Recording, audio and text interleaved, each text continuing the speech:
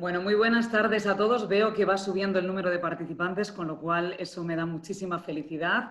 Gracias a todos por acompañarnos en esta tarde de miércoles. Bienvenidos a la cuarta entrega de este ciclo de Detectives del Arte, hoy con el título de Artes Decorativas, el otro coleccionismo.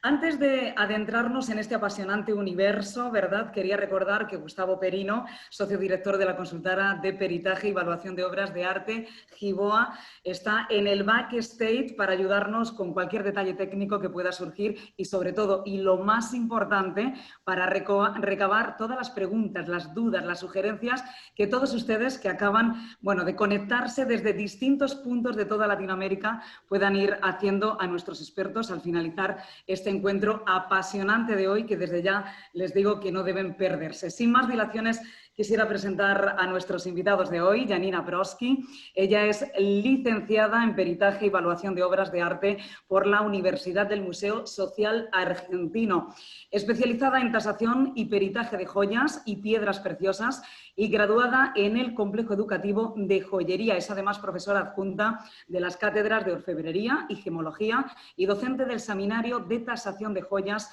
y Metales, además de perito auxiliar del Poder Judicial de la Nación. Buenas tardes, Janina. No sé si me dejo algo porque tu currículum es amplio y extenso. Suena mucho. Buenas tardes a todos. ¿Qué tal? Bueno, y nuestro segundo invitado, y no menos importante, es Miguel Mónaco, especialista en numismática y medallística argentina y americana. Posee además una vasta experiencia en catalogación, tasación, comercialización de documentos antiguos y también objetos de colección.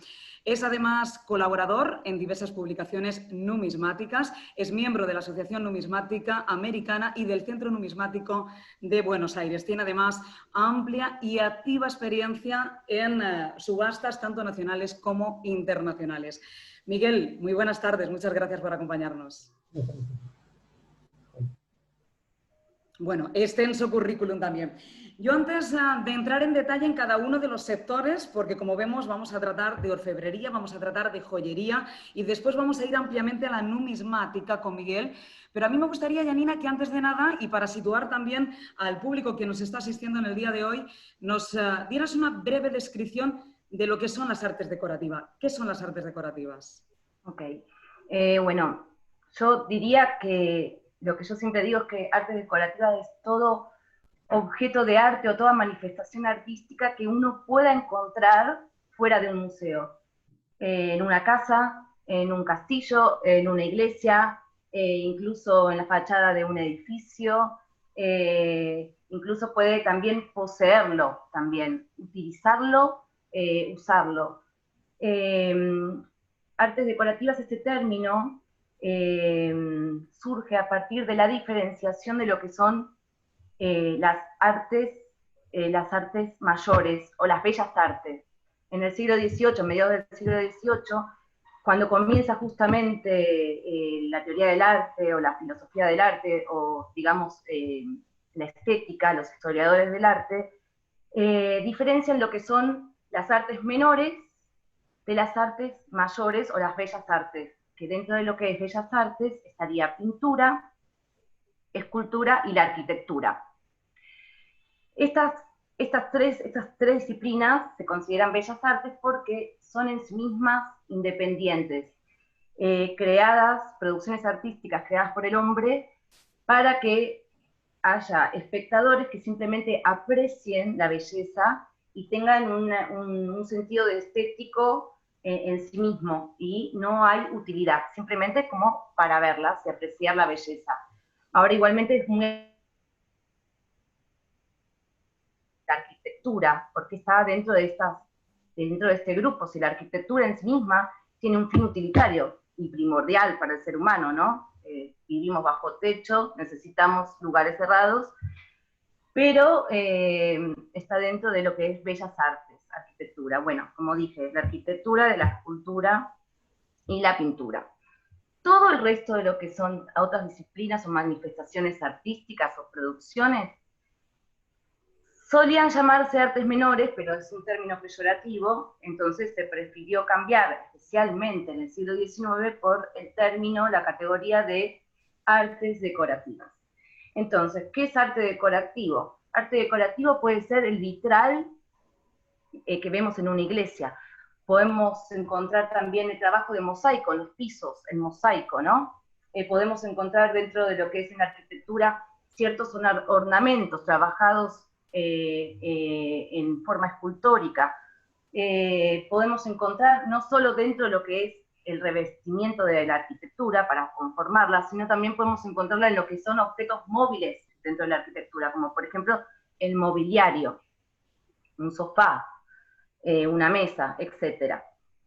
Esto está dentro del contexto de la arquitectura. Hablé de lo que son artes decorativas dentro de, hasta ahora, dentro de lo que está en relación en un contexto arquitectónico, ya sea formando parte de la estructura o objeto móvil para decorar un ambiente, incluso los textiles también, el arte del tapiz o de los textiles. Pero también hay otros objetos que están dentro de la categoría, es muy extensa la categoría de artes decorativas, por eso estoy tratando de ser ordenada explicando, porque también hay otro grupo que se le llama artes decorativas exentas, que tienen en sí mismo una utilidad que no tiene relación con la arquitectura. Por ejemplo, en la vajilla, en lo que es el servicio de mesa, podemos encontrar increíbles artes decorativas realizadas con esmalte, con pinturas hechas a mano también, en juegos de té, en platos, en copas, etc. También podemos encontrar en la disciplina de orfebrería, o sea, en el trabajo de el metal, objetos artísticos, producciones artísticas realizadas a través de metales que, además de tener un fin utilitario, por ejemplo, un cáliz en una iglesia, o una cajita de té en mi casa, además de ello, que es primordial para lo que son las artes decorativas, el fin utilitario, además de eso tiene un fin estético, entonces es primordial para entender artes decorativas que se conjugan dos funciones. Se trata de manifestaciones artísticas u objetos con trabajo artístico y o artesanal que tienen un fin utilitario y al mismo tiempo un fin ornamental, una búsqueda de lo estético. Entonces, por ejemplo, puedo usar también no solo una caja de té en mi casa, o un sofá o una silla en mi casa, o un vitral o una lámpara en una iglesia o en mi casa también, sino dentro de lo que es orfebrería puedo usar, incluso entonces la joyería está dentro de lo que es la disciplina orfebrería y también podemos incluirla en lo que son artes decorativas. Fantástico, Janina, porque nos has llevado precisamente a la siguiente pregunta y a adentrarnos en tu sector, que vamos a ir en breve a ello, pero antes quiero, bueno, saludar a todas las personas que se están uniendo a nuestro encuentro de hoy. Nos han mandado saludos por el chat, les estamos leyendo, les estamos viendo, así que muchas gracias por acompañarnos y espero que disfruten mucho de esta tarde porque va a ser sumamente interesante. Hablabas precisamente de las artes decorativas. Yo creo que las artes decorativas es uno de los sectores que llegan más al público en general, ¿no? Como tú bien dices, puede ser esos elementos que podemos tener hasta en nuestras propias casas con menor o mayor valor, eso va a depender. Y precisamente lo que quería preguntarte es qué define la época y el origen de una pieza, bien sea de orfebrería o bien sea de joyería, después vamos a adentrar en cada una de ellas. Pero ¿qué es lo que define de alguna manera la época y el origen de la pieza? Bien. Lo que define el origen o la época de una pieza son muchos elementos, muchos ítems. Lo define, en principio, lo que yo miro primero como perito tasadora, más allá de los motivos fundamentales o el diseño que presente la pieza, lo que yo miro como primordial o como ítem fundamental es los materiales constitutivos de la pieza, porque, por ejemplo, yo hoy puedo pedirle a un orfebre que trabaje muy bien, que me haga una réplica de algún objeto, por ejemplo. Entonces, lo que define, como lo que yo siempre miro primero, es los materiales constitutivos y la técnica, para ver cómo está realizado. No es lo mismo que lo haga, los materiales constitutivos pueden ser los mismos o pueden variar. Por ejemplo, un objeto de orfebrería o una joya puede ser realizada hoy mismo con materiales constitutivos que se hicieron hace 100 años. Sin embargo, la técnica, va a variar. Entonces son muchos factores lo que hay que mirar y es muy complejo en la joyería. Hay que mirar materiales constitutivos, metal, y si presenta algún tipo de material gemológico también, investigarlo, es un trabajo de laboratorio y observarlo. El metal también se hace análisis de metal. Después, la técnica, el tipo de trabajo, cómo fue realizada la pieza, porque la técnica tiene que ver con cómo fue realizado un trabajo, la técnica tiene que ver con el contexto histórico, porque no es lo mismo el modo en que día o el modo en que se talla el calado fino de una pieza de joyería, por ejemplo, que cómo se hacía antes. Después, como otro factor para mirar son los motivos ornamentales, porque siempre en general, las réplicas tienen algún defecto. Es decir, que los motivos ornamentales o el diseño puede presentar algún tipo de falla, ¿no?, en la falsificación. Y después, esto lo digo por último, pero también lo primero que uno ve es buscar en la pieza si tiene punzones. Punzones antiguamente se utilizaba, y hoy en día también, pero no todas las piezas lo tienen.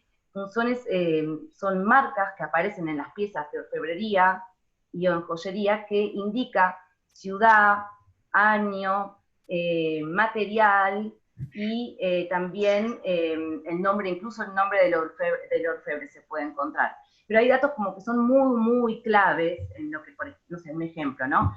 El oro blanco aparece en el siglo XX, se patenta en 1917. Entonces, esto en una pieza, si uno tiene la suerte de encontrar una pieza de oro blanco, ya sabe, porque es oro blanco, que no pudo haber sido realizada antes de 1917, que es donde se patenta el oro blanco. Incluso una pieza también completa de platino no pudo haber sido realizada en el siglo XIX porque piezas completas de platino, del metal platino, aparecen en el siglo XX.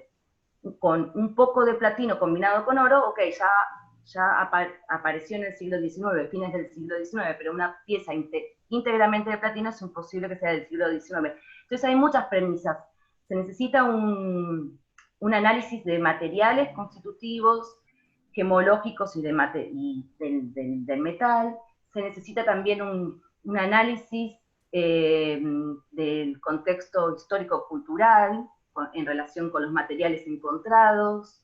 Se necesita un análisis en lo que es el modo de realización de la pieza, si es una pieza realizada a mano, si es una pieza realizada a mano, de qué forma, con qué tipo de herramientas posibles esa pieza fue realizada a mano. Por ejemplo, tenemos hoy en día el pantógrafo que hace grabados por computadora, que obviamente que antiguamente eso no existía, y hay determinaciones que el ojo entrenado, por ejemplo, de un perito puede, por ejemplo, determinar si un grabado fue hecho en este siglo o en el siglo pasado.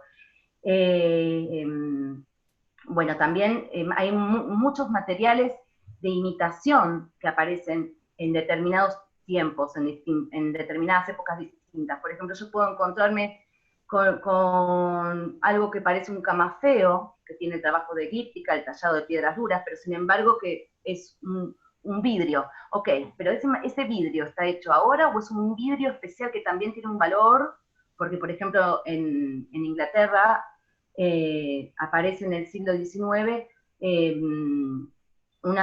por ejemplo, hay un especialista que hacía unos vidrios especiales que, por ejemplo, tienen mucho valor también, aunque no sean camafeos, aunque no sea una piedra dura. Entonces hay mucho como puntos para analizar y corroborar.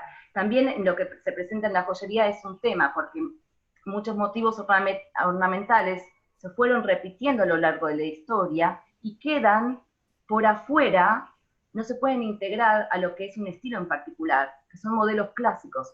Modelos clásicos como por ejemplo el anillo sin fin o el anillo cintillo con 5 piedras, que se comenzaron a hacer en el siglo XVIII o incluso antes, y hasta hoy en día siguen vigentes. Entonces, al revés, un mismo motivo ornamental o diseño que se repite a lo largo del tiempo no puede indicarte un estilo ni época. Entonces, ahí, por eso es muy importante ver el material que constituye la pieza. Perfecto, Janina. No te vamos a dejar ahí por el momento, pero quiero saltar un poco a Miguel para darle también un poco la palabra a él. Vamos a volver a tu sector, pero yo quería hacer la pregunta de millón a Miguel, que me imagino que ya se la ha hecho muchísima gente. Porque a mí cuando me hablan de numismática, yo pienso en monedas. ¿Se refiere solo a monedas? Miguel, cuéntanos qué es la numismática. ¿Cómo están? ¿Cómo están? Bueno, ¿me escuchan? ¿Me escuchan bien? Sí, perfecto. Adelante. La numismática es la ciencia que estudia las monedas de diferentes aspectos. El aspecto artístico, el aspecto histórico y el aspecto económico o comercial. Dentro de la numismática podemos encontrar diferentes vertientes. La numismática, hoy por hoy, se determina el coleccionismo de monedas, exclusivamente. Pero tiene diferentes vertientes. Dentro de la numismática podemos hablar de la notafilia, que es el estudio o el coleccionismo de billetes, y la medallística, que es el coleccionismo y el estudio de las medallas antiguas. Tenemos varios tipos de instrumentos que también están relacionados con la numismática, que muchas veces se le determina o se le nombra como exonumia. Exonumia es toda aquella cosa que está fuera de lo que es la numismática propiamente dicha. Por ejemplo, el coleccionismo de bonos, el coleccionismo de fichas, el coleccionismo de diferentes artículos que están relacionados con las monedas, pero que no son monedas en sí. Una moneda, para ser moneda, tiene que tener un... Bueno, vamos a hacer una explicación más o menos de lo que estamos hablando. La moneda es un disco de metal que tiene una impronta, un dibujo, y que está validado por una nación, ¿no? Una nación valida ese disco de metal con un valor. Ese valor tiene valor tanto dentro del país como fuera del país. O sea, es reconocido internacionalmente por otros países. Es decir, los billetes es exactamente igual. Tenemos un pedazo de papel que tiene una impresión, y esa impresión tiene un valor, y ese valor es reconocido dentro del país para adquirir cualquier tipo de objeto, pero a su vez también es reconocido fuera del país por otras naciones que lo reconocen como valor monetario. Es decir, si yo me llevo un billete de 1.000 pesos hoy a Estados Unidos, que no van a estar muy contentos con el billete de 1.000 pesos argentinos, pero bueno, lo llevo a Estados Unidos, voy a tener un cambio de valor. O sea, ese billete va a ser reconocido en el exterior y me van a hacer un cambio equivalente al valor del billete que yo estoy llevando. Diferente es las cuasimonedas, que serían esta exonumia de la que estoy hablando, que también son monedas, pero que tienen valor solo dentro del país o del territorio en el cual fueron impresos. Es diferente. Es decir, una ficha, un token, como le dicen en Estados Unidos, tiene valor solo dentro de un territorio dado. Es decir, dentro de una provincia o dentro de un predio o lugar determinado. A diferencia de la moneda, como estamos hablando, o el billete, que sí tiene valor internacional. O sea, es reconocido por todo el mundo, ¿no? Es eso más o menos. Dentro de las monedas podemos hablar de diferentes, o de los billetes, tipos. Lo más importante, y que creo que es lo importante acá para que nosotros nos entendamos, ¿qué es lo que buscamos en una moneda o en un billete? Un coleccionista, yo soy, aparte de eso, quiero explicar, soy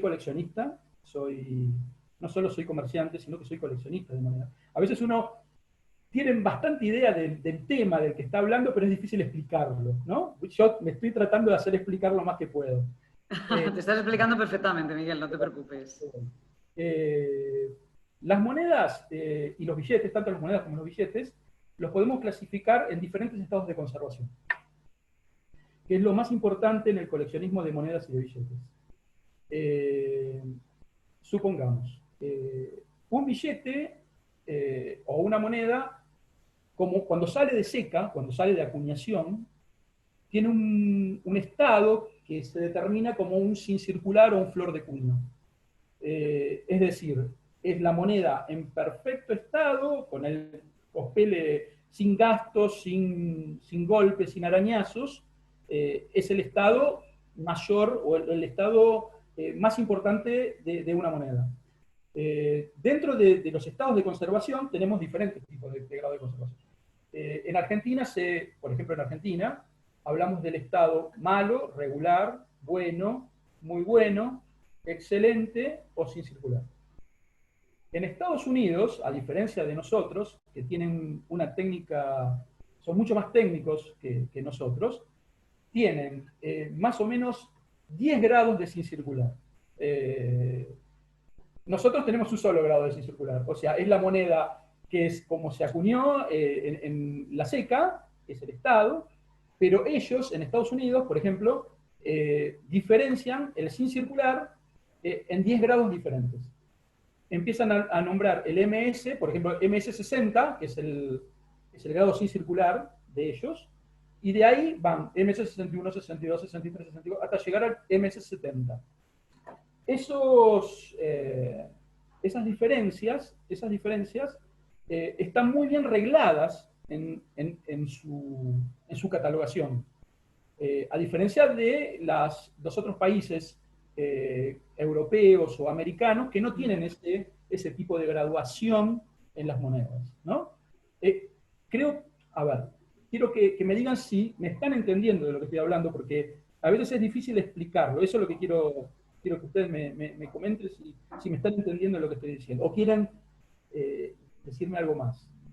No, yo creo que además tenemos abierto el chat, recuerdo para decirles a nuestros asistentes que tienen abierto el chat, que si cabe alguna duda sobre lo que nuestros expertos nos están explicando en esta charla de hoy, hagan todas las preguntas, todas las dudas, sugerencias que tengan, déjenlas en el chat, que Gustavo está tomando buena nota de ellas, y al finalizar la conversación podremos profundizar más en ella. Pero yo creo, Miguel, que efectivamente sí, pero yo quería cortarte en ese punto para hacerte una pregunta más de ciudadano de a pie, ¿no? Y que la comentábamos precisamente antes de comenzar esta charla con Gustavo, era él precisamente quien la introducía, y me parece significativa, aunque yo sé que entre nuestros asistentes hay público de todos los sitios y probablemente formados en distintas materias. Pero ¿cuál es el gran error que suele cometer aquella persona que encuentra aquella moneda y que a lo mejor es un coleccionista no profesional, pero es un coleccionista al uso y suele encontrar una moneda y de repente llega a casa, uy, está muy sucia, la voy a limpiar? A mí me gustaría que me hablaras un poquitín de los errores o de los errores de los coleccionistas aficionados. Vamos a esto mismo. Está relacionado con los estados de conservación de las monedas. Las monedas no se deben limpiar, es el punto principal. Cuando nosotros encontramos una moneda, no tenemos que limpiarla. Quiere ir a vender una moneda y te la trae limpiada como lata, te la limpian como si fuera una cacerola, y te dicen, mira qué hermosa moneda que tengo, porque brilla más, entonces creen que vale más.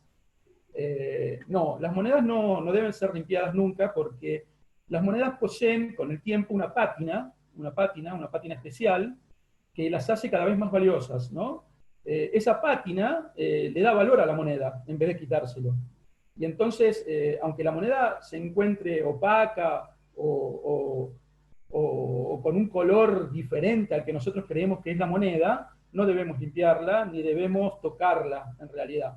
Es posible limpiar las monedas, no digo que no sea posible limpiar las monedas, pero la limpieza de las monedas tiene que ser hecha por una persona o por un profesional que sabe cómo limpiar una moneda.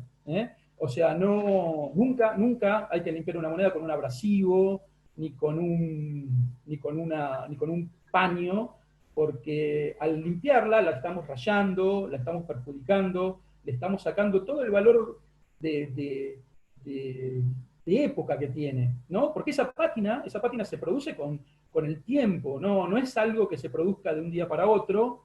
Esa pátina nos da también un aspecto de autenticidad, aunque no parezca, nos permite conocer que esa moneda es antigua, en realidad, ¿no? Y eso da valor a las monedas. O sea, no hay que limpiarlas, no hay que rayarlas, no hay que tocarlas, hay que tratar de... Sí hay que sacarle la tierra, si tiene tierra le ponemos abajo de una canilla de agua y nada más que eso, le sacamos la tierra, pero no frotarlas, ni rayarlas, ni arruinarlas, porque es realmente arruinarlas. Una moneda que puede tener un valor muy importante quizá es arruinada por una limpieza mal hecha. Bueno, están entrando un montón de preguntas que después vamos a ir a ellas sobre las cosas que estás comentando y también las que comentaba Janina anteriormente. Voy a ir de nuevo a ella para preguntarle, Janina, cómo de alguna manera podemos distinguir la réplica del original. Es decir, yo como compradora que voy a comprar una joya, voy a comprar una pieza de orfebrería, ¿cómo puedo distinguir lo que es réplica de lo que es original? ¿Se puede o solo un perito puede hacerlo? En realidad, solo un perito puede hacerlo. Incluso un perito a veces se le dificulta mucho el trabajo porque las réplicas, por ejemplo, si se utilizan los mismos materiales constitutivos que se usaban en la época originalmente, puede ser muy, muy difícil. Siempre hay un rastro que se deja, que es especialmente que lo que hay que mirar, lo que decía antes, es en el tipo de realización. O también en cómo se imitó en los motivos o el motivo ornamental o el diseño en sí mismo. Pero es un trabajo que es complicado de hacer y por eso, por ejemplo, uno ya incluso puede encontrarse, no sé, por ejemplo, en piezas de joyería, piezas que son originales de época, pero que contienen materiales gemológicos contemporáneos. Es decir, eso igualmente ya puede ser como un indicio de que esto no está realizado hace mucho tiempo, sino que es algo más realizado cercano a la fecha, o sea, una réplica, porque los materiales, por ejemplo, puede llegar a tener algún diamante o alguna otra piedra preciosa que no corresponda al tipo de talla que no corresponde al tipo de talla a la época de fabricación de la pieza. Por ejemplo, yo puedo tener un diseño, no sé, un anillo, por decirte algo, que según los motivos ornamentales, incluso según el metal que constituye, la montura que constituye la pieza, corresponden no sé, a principios del siglo XVIII, estilo rococó, por ejemplo, ¿no? Sin embargo, yo la observo, la miro y efectivamente los motivos totalmente coinciden con los realizados en aquel entonces, pero tiene los diamantes que contiene la pieza, por ejemplo, tienen un tipo de talla, un tipo de corte, me refiero a que son del siglo XX, porque la evolución del tallado del diamante con el paso del tiempo, por ejemplo, cambia, se modifica. Sin embargo, entonces yo me presento con esta problemática. Entonces, está ahí la labor del perito, que también puede consultar con otros peritos, porque es muy importante el trabajo interdisciplinado, ¿no? en conjunto para poder determinar ciertas preguntas y cuestiones que pueden aparecer. Pero bueno, volviendo a este ejemplo, me puedo encontrar con esta pieza que efectivamente los motivos ornamentales y el material de la montura de la pieza corresponde al rococó, pero sin embargo tiene diamantes que, evaluándolos, un perito solamente puede evaluar el diamante para saber el tipo de talla que tiene y por ende la calidad y la época en donde fue tallado el diamante, y entonces se encuentra, por ejemplo, con piedras o diamantes que como están cortados, como están tallados, esa talla corresponde al siglo XX, porque esa forma de tallado era imposible en aquella época. ¿Eso qué significa? Que dos cosas, que la pieza sea una réplica o que simplemente que se haya sustituido, porque los diamantes se pudieron haber caído, puede pasar, y que se hayan sustituido esas piedras con... Entonces es muy importante ahí, para resolver ese tema, para esta incógnita de qué pasa en este caso, por ejemplo, específico que estoy dando como ejemplo, es la técnica. Cómo, por ejemplo, está cortado, cómo fue engarzado, con qué tipo de sierra, cómo la calidad de la realización del trabajo del joyero, del orfebre sentado en el banco de joyería, es lo que en este caso va a ser muy significativo para poder deducir si se trata de una réplica o simplemente de una pieza que realmente es de época, en este caso de rococó como ejemplo, pero que se sustituyeron las piedras. Así, cada caso es muy particular y cada trabajo de peritaje en la joyería requiere un desafío distinto. Obviamente que son horas de vuelo, cuanto más uno realiza estos tipos de trabajo, más fácil es para poder ir determinando, ¿no? Claro, como tachando ítems.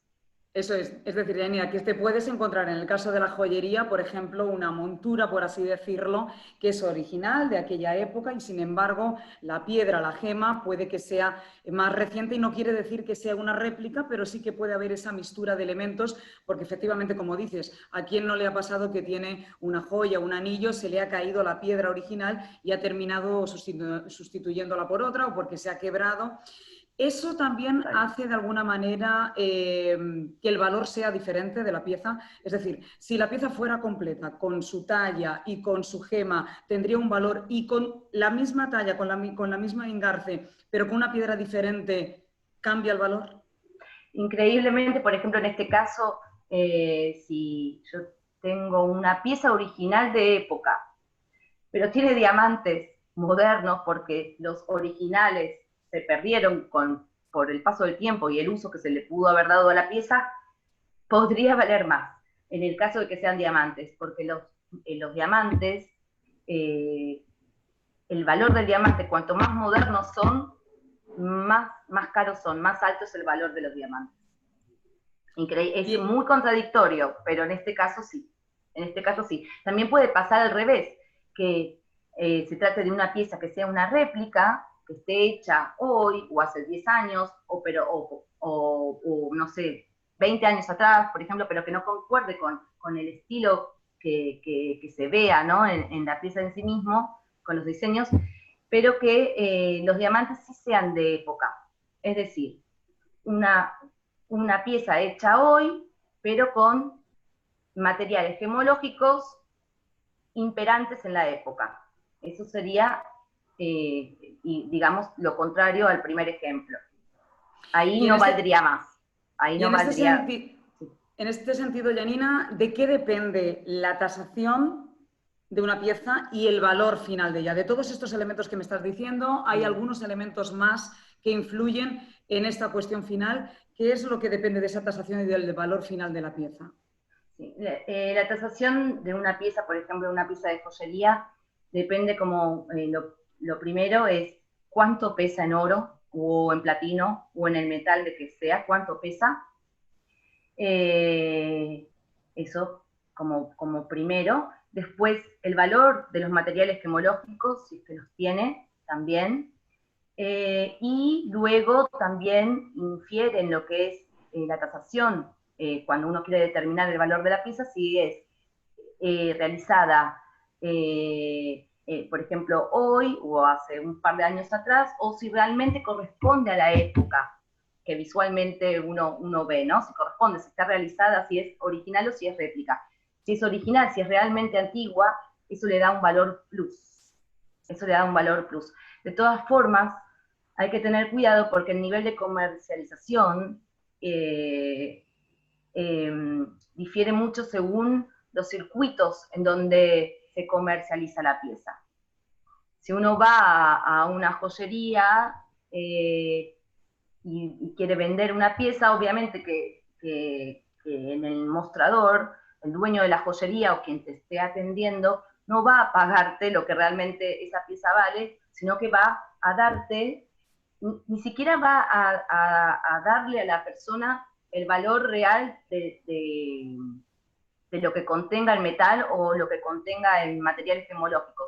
Le va a dar aproximadamente un 60% del valor real en material constitutivo, y simplemente eso. Y a veces ni siquiera se tienen en cuenta los materiales gemológicos. Ahora, una tasación real para saber el valor de cuánto vale una pieza, ahí sí se tiene que hacer con un perito, digamos, que sepa peritar a la pieza, evaluarla realmente como se debe, ¿no? Como el valor de mercado real, no en esta compra rápida que se estila y que mucha gente se aprovecha, los dueños, ¿no?, de las joyerías se aprovechan de la gente que va desesperada a vender las joyas, y por ahí le dan un buen número, pero sin embargo le dan el 60% de lo que eso vale. Bueno, está generando un montón de consultas esta cuestión, y es que efectivamente interesa a todo el mundo, y efectivamente la labor del perito en este caso es clave. Yo quería ir de nuevo a Miguel para preguntarle, nos habíamos quedado hablando de las monedas, y quería preguntarle por qué es relevante la documentación de las monedas y qué pistas nos puede dar sobre ellas, Miguel. Bueno, no, la documentación de la moneda es importante porque nos permite conocer el origen, el metal realizada y parte de la historia de la moneda, ¿no? Tiene mucho que ver de dónde proviene la moneda y la condición que tiene la moneda, y eso tiene que estar documentado para poder darle posteriormente un valor a la misma, ¿no? Las monedas no son todas iguales. Nosotros podemos ver, a ver, vamos a tratar de hacer una explicación rápida. Nosotros podemos ver dos monedas aparentemente al ojo idénticas, pero cada una tiene particularidades que la hacen diferente a la otra. Muchas veces una marca de seca que determina la ciudad en la cual fue acuñada esa moneda.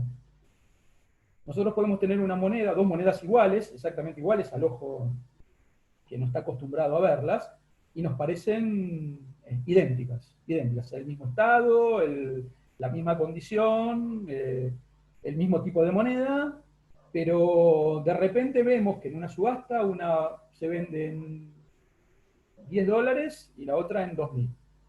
Entonces, ¿qué pasó acá? Entonces dice, ¿cómo puede ser que una misma moneda, una se venda en $10 y otra se venda en 2.000? Acá entra en juego muchos aspectos que están relacionados con la impronta de la moneda. Por ejemplo, supongamos que tenemos una moneda del año, vamos a poner un año X, 1888, española de 5 pesetas. Un ejemplo. Esa moneda, a ambos lados de la fecha, posee unas estrellitas. Esas estrellitas, si miramos con una lupa, dentro de esas estrellitas vamos a tener un numerito. Ese numerito nos va a indicar el año en la que fue acuñada esa moneda. Por ejemplo, nosotros podemos tener dos monedas que presenten el año 1888, pero dentro de las estrellitas que están bordeando la fecha, podemos ver, mirándola con una lupa de 10 o 20 micrones, igual que las que se utilizan en joyería, que dentro de esa estrella vamos a tener, esto es un ejemplo, es solo un ejemplo, dentro de una de esas estrellitas va a decir, de un lado el 19 y del otro lado el 89. O otra va a tener el 19 y del otro lado el 90. Bueno, eso significaría que la moneda, en vez de que la moneda tipo se acuñó en el año 1888, pero que se siguió acuñando en fechas posteriores. O sea, La moneda que tiene la estrellita 89 va a ser del año 1889 y la moneda que tiene la estrellita con el número 90 va a ser del año 1890, aunque la fecha aparezca como 1888. ¿Eh? Eso es muy importante y eso da valor a la moneda y la hace más o menos rara.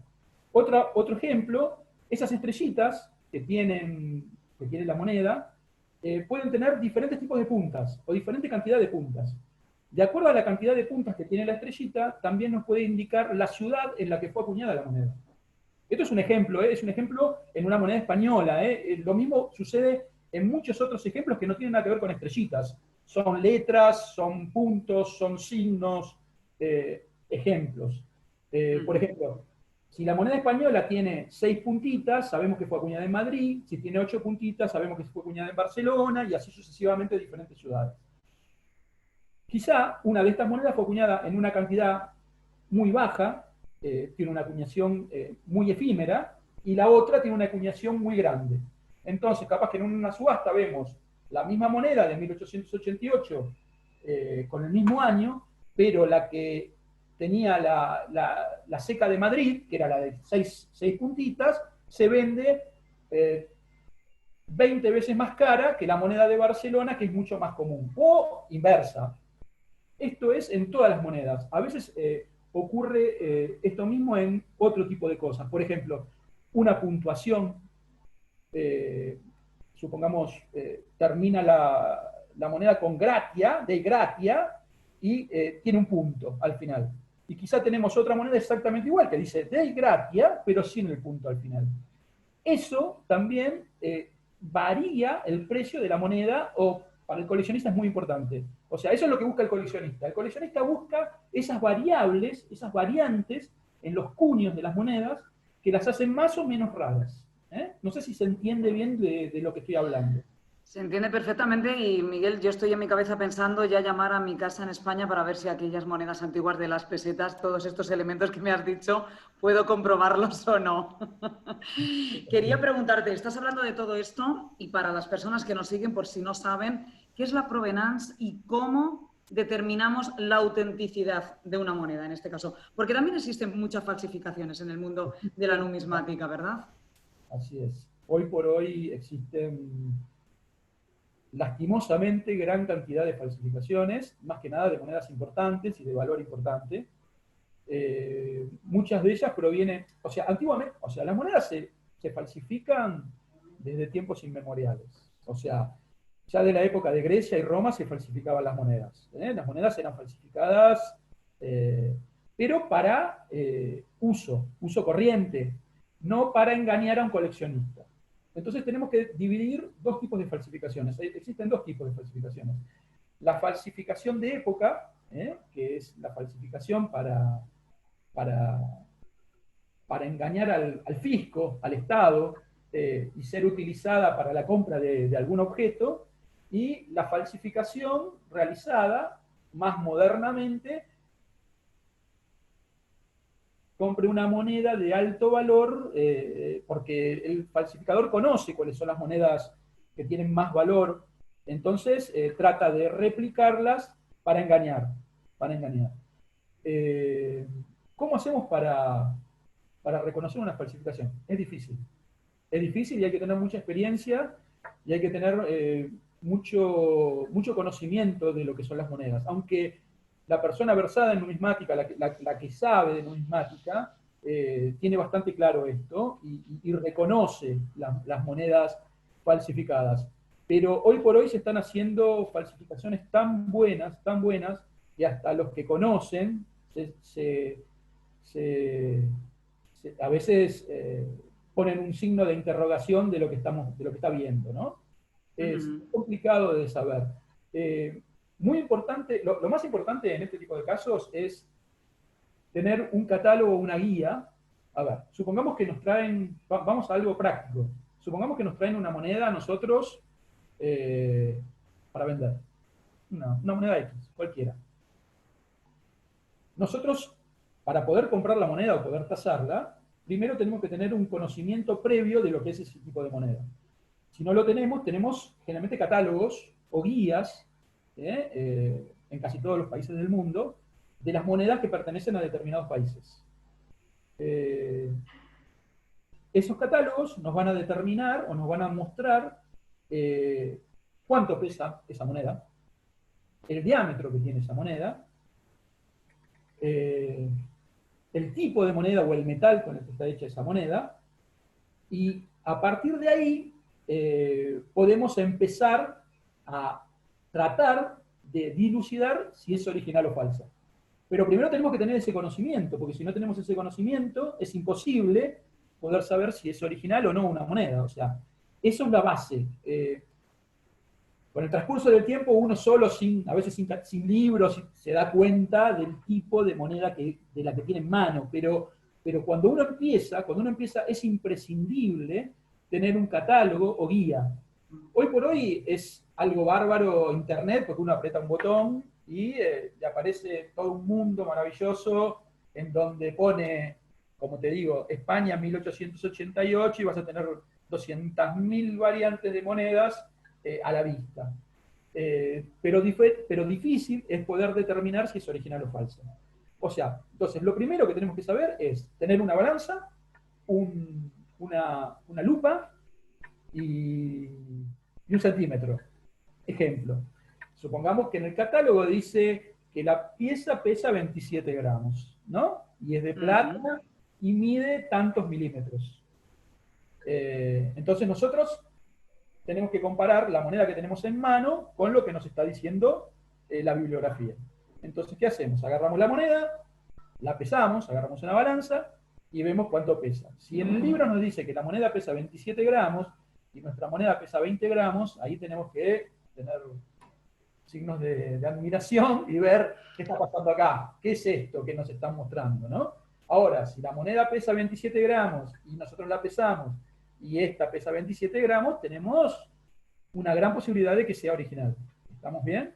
Después la medimos, ¿qué dice? Mide 50 milímetros, o sea, 5 centímetros.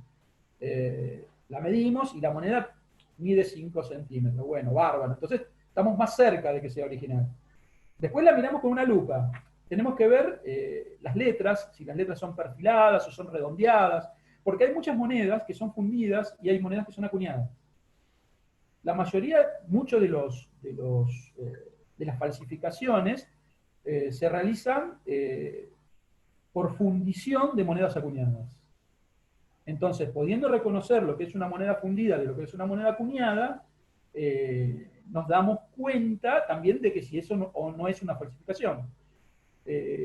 Las monedas acuñadas son generalmente, vamos a hablar de las monedas modernas, ¿no? Porque las monedas antiguas es diferente, es bastante más complicado reconocerlas, pero vamos a hablar de las monedas más modernas, que es más fácil de reconocer en ese sentido.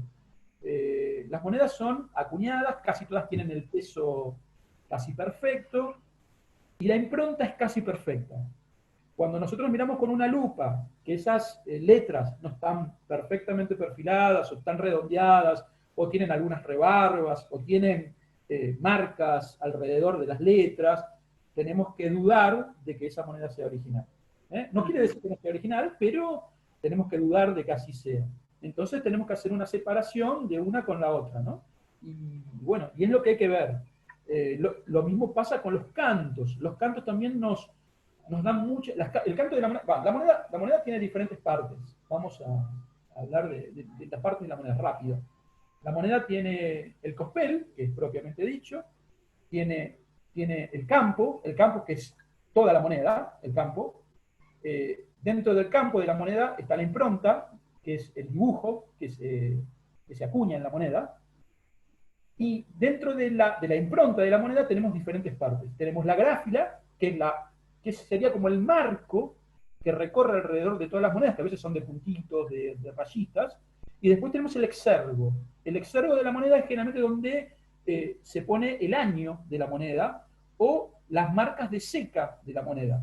No significa que siempre la marca de seca o el año esté ahí, pero la mayoría de las veces está en esa ubicación que les estoy dando.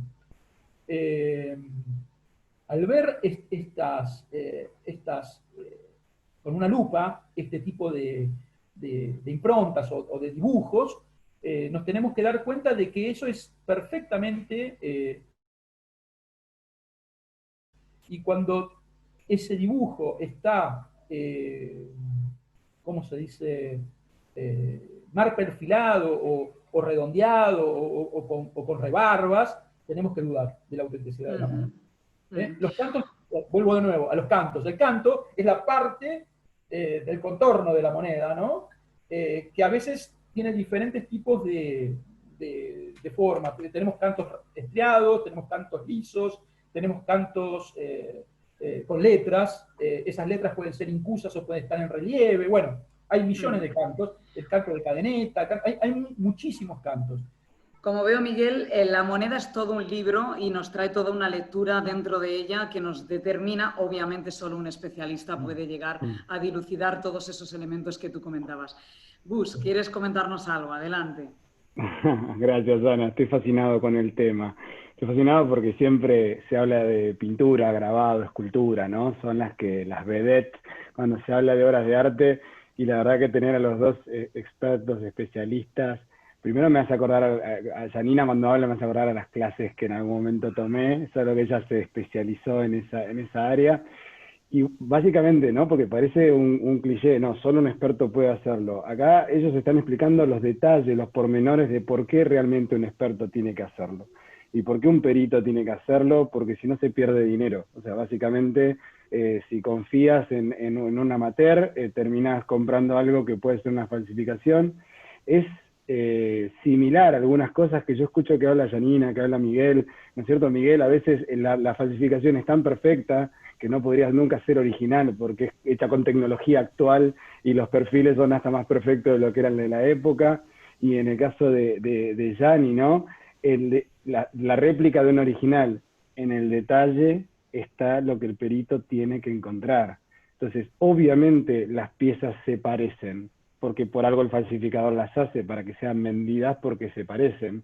Entonces nadie que pueda ver algo a simple vista o por una foto puede llegar a determinar, o por lo menos no es serio, determinar si algo es auténtico o no. Quería solo una pregunta para Gianni, con respecto a ese mito que hay, ¿no? De llevo los anillos, tengo unos anillos, los quiero vender, y los llevo a la calle Corrientes en Buenos Aires, ¿no? Las típicas publicidades de lleve sus joyas ahí. Al margen de lo que ya explicaste, que el valor que me van a dar es un valor bajo, ¿qué hay de ese mito de que cuando hacen las pruebas de toque o hacen algunas pruebas puedan quedar con elementos o puedan cambiar la pieza o puedan disminuir la cantidad de oro o la cantidad de plata que tiene? Y si puedes hacer una breve referencia porque hay gente que dice que tengo oro puro, tengo un anillo de oro puro. Bueno, no, ahí quiero que expliques vos un poquito por qué no podría ser de oro puro. Claro, cuando yo hablaba de que lo que determina el valor de una pieza, por ejemplo, en joyería, eran los materiales gemológicos y el metal de la montura. Bueno, el metal de la montura, por ejemplo, si es de oro, jamás podría ser de oro puro. Oro puro sería el 100% ese metal, ¿no? 100% todo constituido con oro puro. No hay piezas, o por ahí sí, pero muy antiguamente, si son muy endebles, estarán en museos, ¿no? Pero no hay piezas circulando en la vida real, no hay piezas circulando de oro puro, que se le llama, en orfebrería el título es oro 24. Oro 24 es oro al 100%, es una pieza de metal que está constituida 100% de oro. Que eso en joyería es imposible, porque como el oro es un metal muy blando, la pieza se quebraría, necesita el metal un poco más de dureza. Entonces, en general, siempre se pone un porcentaje de otros metales, ya sea plata, níquel, bronce, según el color del oro que se quiera dar, ¿no? A partir del siglo XX. Entonces, en general, lo que se ve es oro de 18 quilates. Es el más común, digamos, el que más se puede encontrar, oro de 18 quilates, que en la composición es 75% oro y el resto puede ser plata, puede ser bronce, metales que no tienen valor, ¿no? Valor comercial.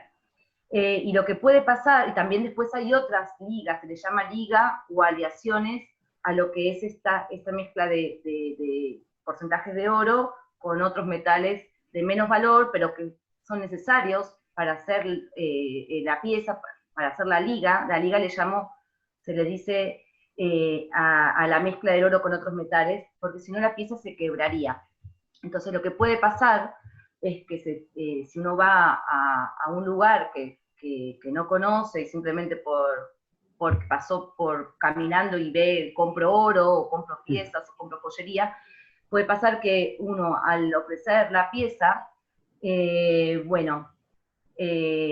esté detrás del mostrador, lo que primero va a hacer es limar la pieza para corroborar que no se trate de un baño de oro, sino que sea de oro macizo, oro 18, ¿no? Por ejemplo. Oro macizo me refiero que esté la liga de oro 18, porque oro 24, oro puro, no existe. Entonces le puede decir a quien inocentemente alguien va y ofrece esta pieza y dice, no, discúlpame, esta pieza es de oro bajo, es de oro muy, muy bajo.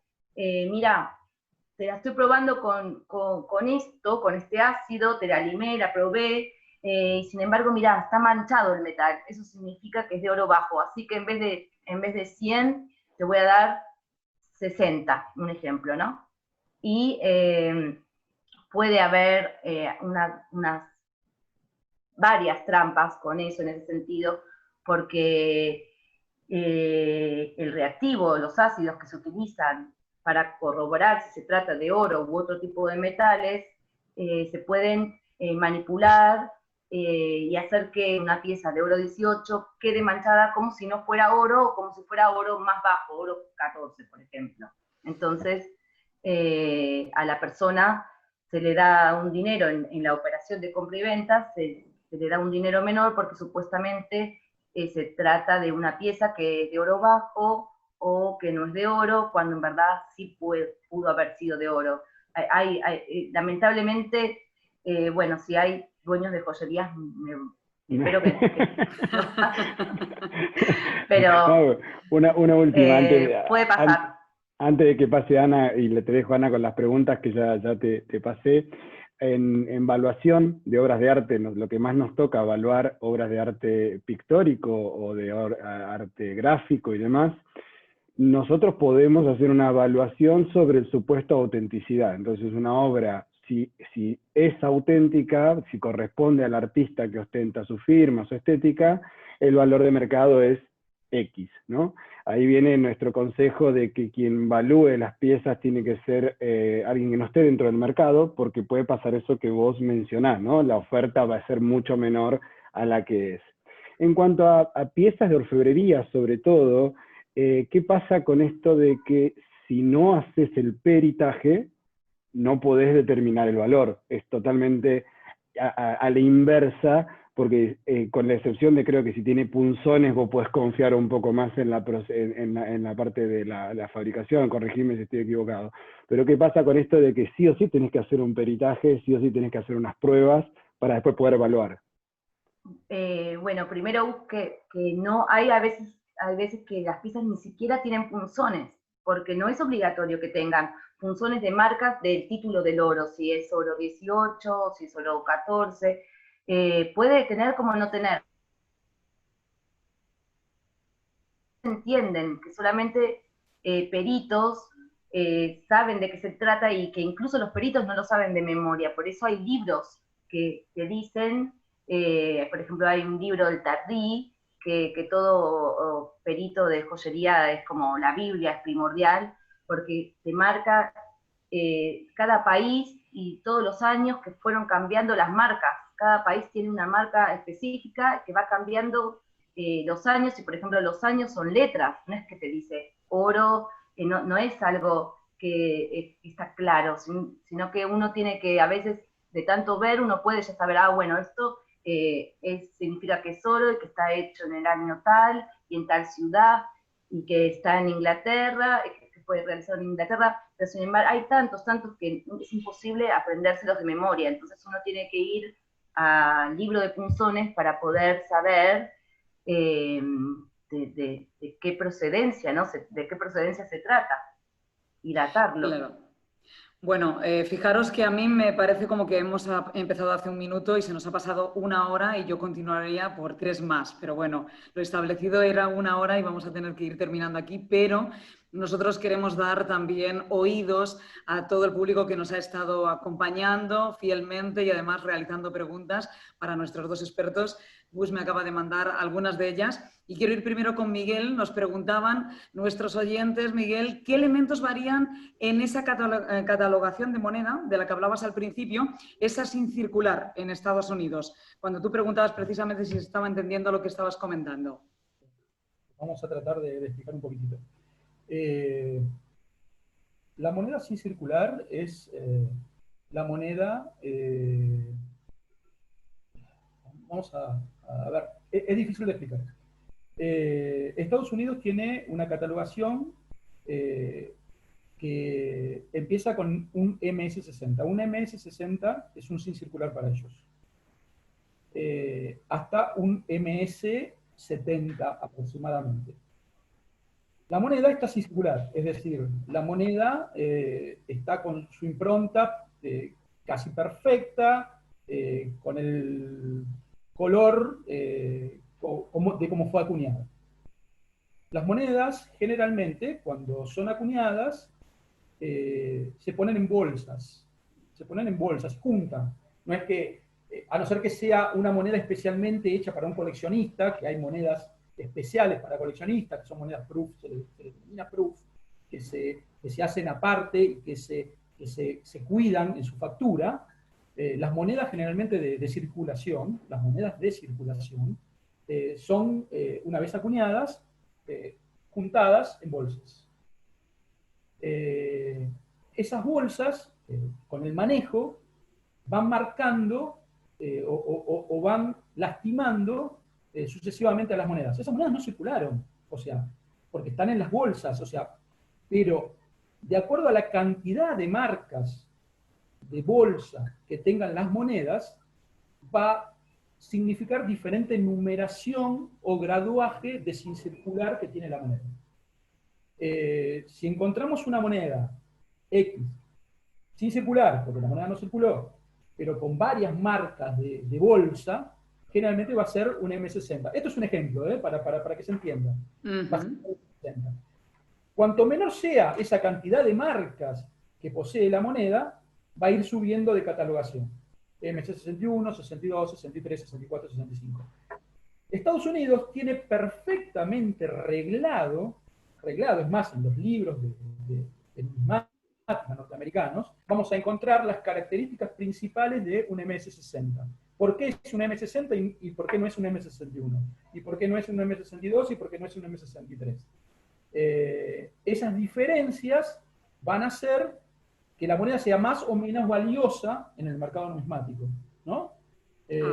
Y esos valores varían mucho en Estados Unidos, en los valores de ellos.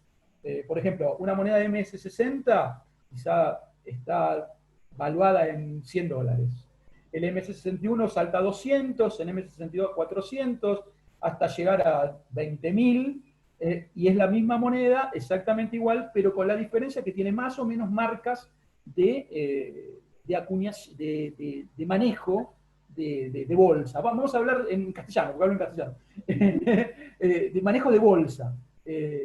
Por eso repito, la cantidad de marcas de acuñación o después de la acuñación son las que van a determinar el valor de la moneda.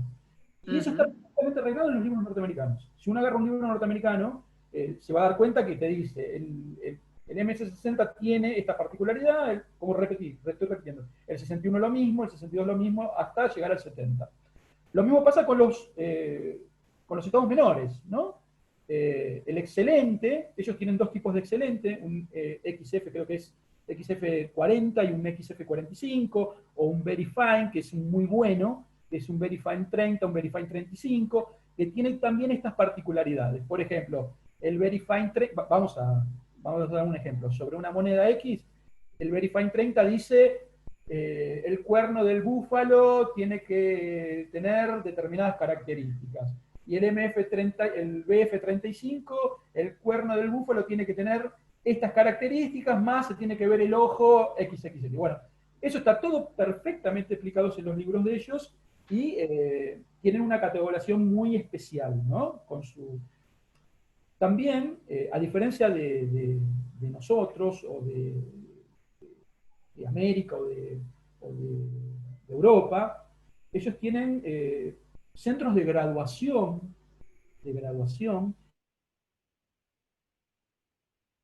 específicamente realizados, en el cual colocan la moneda dentro de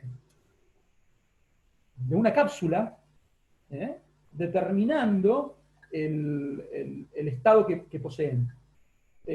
O sea, ellos agarran una moneda, la revisan, se llama NGC, por ejemplo, NGC, ¿no? A ver, ¿cómo lo puedo explicar? Quiero explicarlo rápido. Sí, Miguel, porque nos vamos de tiempo y tengo todavía una pregunta para ti y otras cuantas para Janina. Le capsulan, le ponen el estado, y eso a su vez te da una seguridad de autenticidad de la moneda y para el que no conoce es más fácil pagarla que una moneda que no tenga esa encapsulación.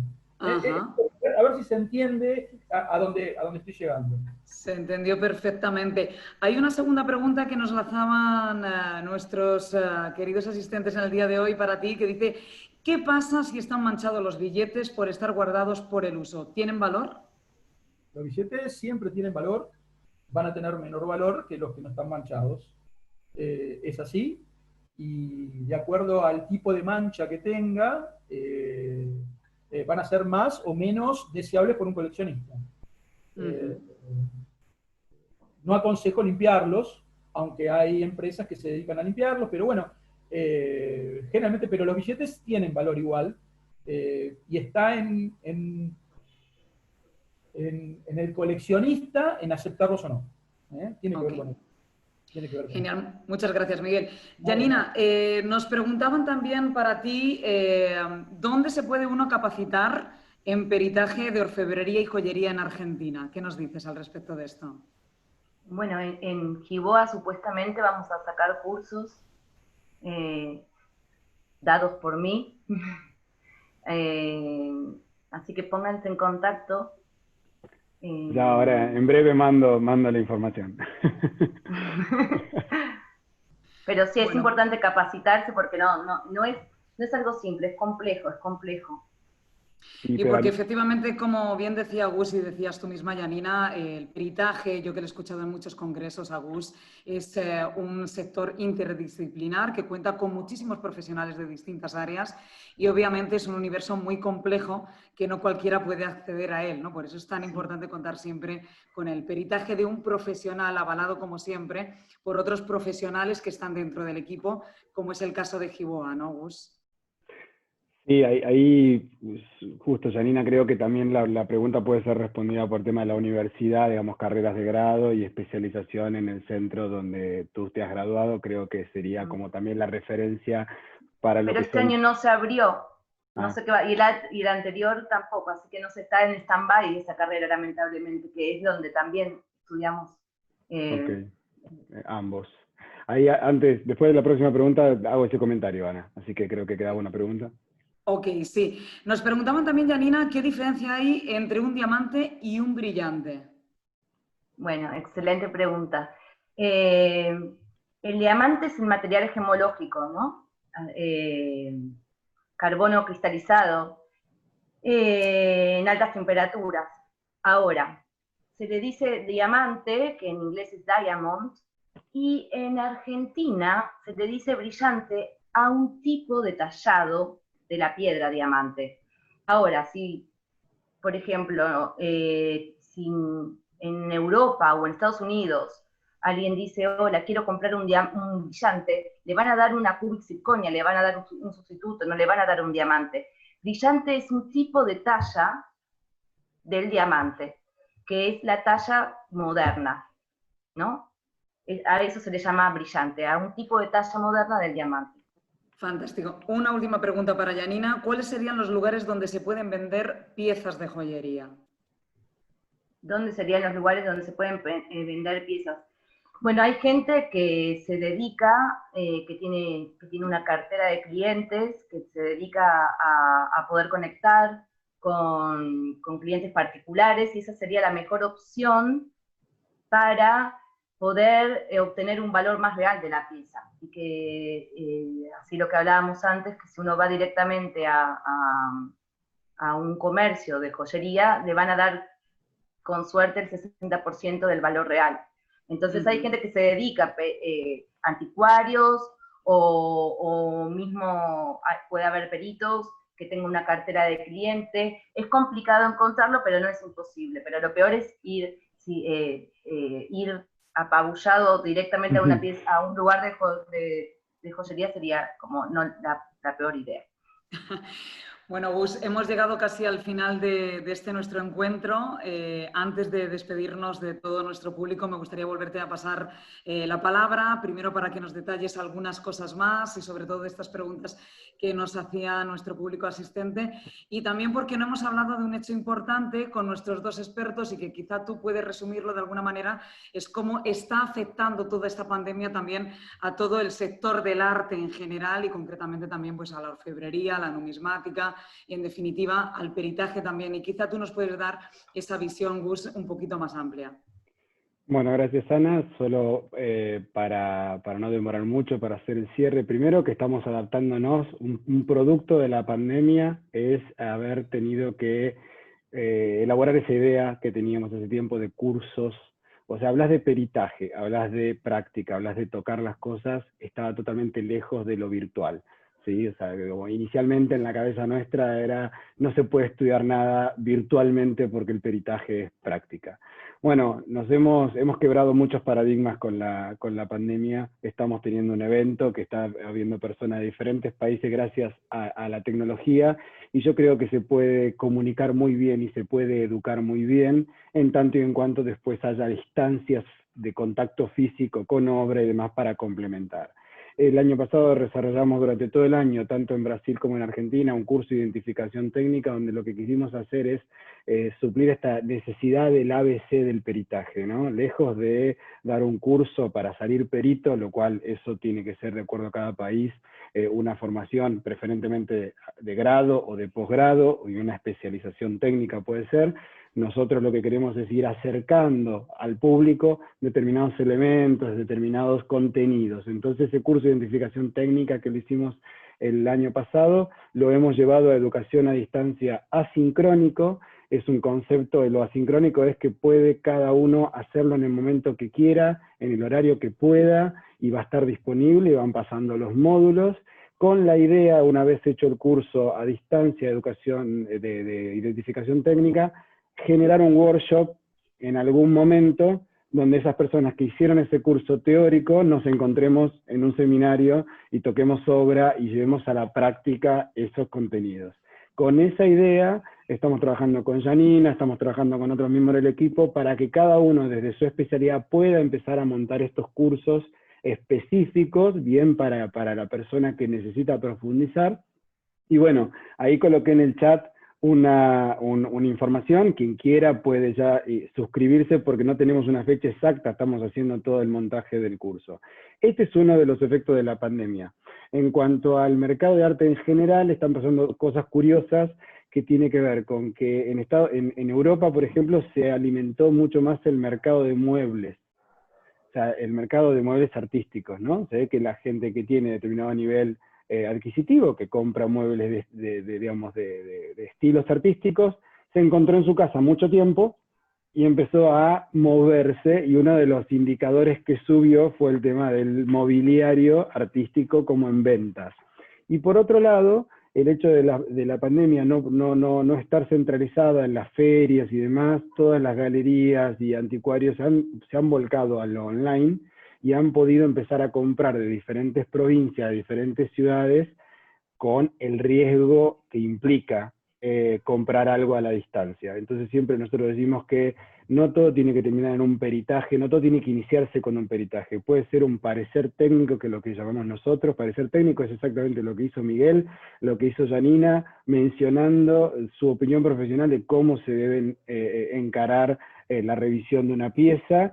y Janina o Miguel revisan una pieza y dicen, mirá, podés comprarla, eso es un parecer técnico, y distinto es comprobarlo, ahí hacer un peritaje, que dependiendo si es orfebrería, si es joyería, o es obra de arte, escultura, grabado, tiene una, digamos, hay distintos tipos de aproximación al peritaje.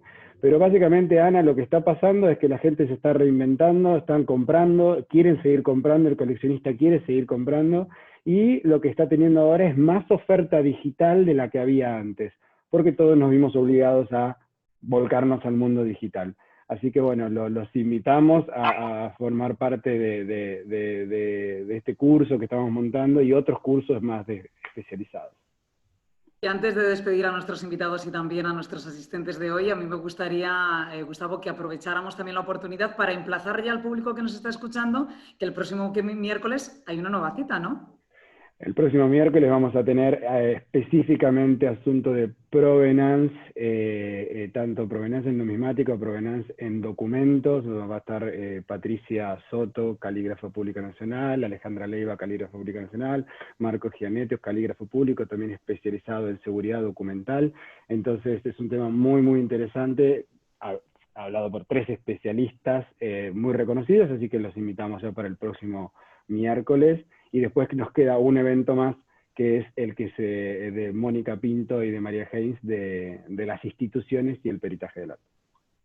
Bueno, pues nos quedan todavía 2 entregas más, 2 miércoles más vamos a estar aquí juntos. Quedan todos invitados, aquellos que nos quieran seguir acompañando en estas tardes de miércoles. Miguel Mónaco, muchísimas gracias, súper interesante todos los detalles que nos has ofrecido en la tarde de hoy. Muchas gracias y buenas tardes.